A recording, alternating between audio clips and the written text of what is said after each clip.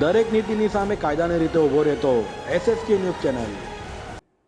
સુરતમાં અસામાજિક તત્વોનો આતંક વારંવાર સામે આવે છે, ત્યારે ડિંડોલીમાં દેવદર્શન સોસાયટી ખાતે ટપોરીઓએ હથિયાર સાથે એક ઈસમને ધમકાવી મારી નાખવાની ધમકી આપી હોવાનો બનાવ સામે આવ્યો છે।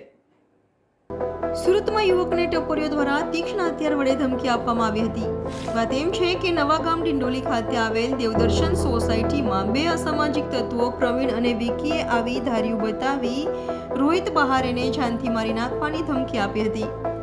24 તારીખે રાતની ઘટનાના સીસીટીવી વિડીયો સોશિયલ મીડિયામાં વાયરલ થયા છે, જેમાં બે ટપોરીઓ પ્રવીણ અને વિકીએ રોહિત બહારેને કહ્યું હતું કે તેરે મામા કી વિકેટ गिरने से पहले तेरी विकेट गिरा देंगे એવી રીતે ધમકી આપી હતી।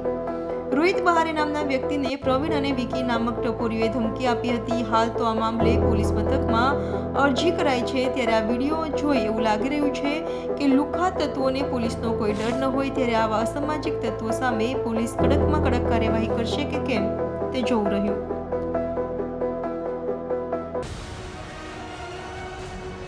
દરેક નીતિની સામે કાયદાની રીતે ઊભો રહેતો એસએસકે ન્યૂઝ ચેનલ।